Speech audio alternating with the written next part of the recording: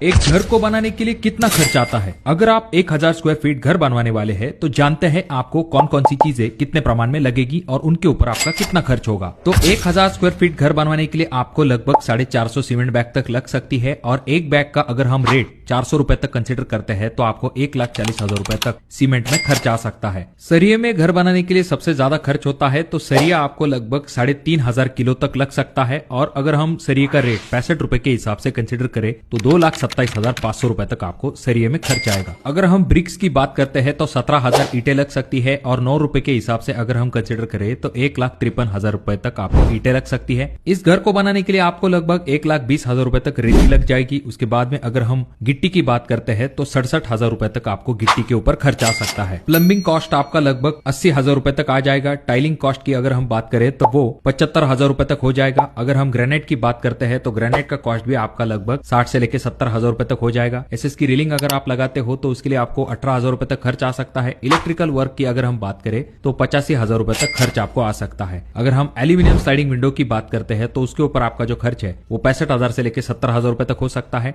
अगर हम डोर्स की बात करते हैं तो डोर के ऊपर आपका जो खर्च है वो 70,000 रुपए तक हो सकता है। तो आपको 1000 स्क्वायर फीट घर बनाने के लिए टोटल कॉस्ट जो है लेबर और मटेरियल इन दोनों को मिला के 15 लाख रुपए से लेकर 16 लाख रुपए तक आ सकता है।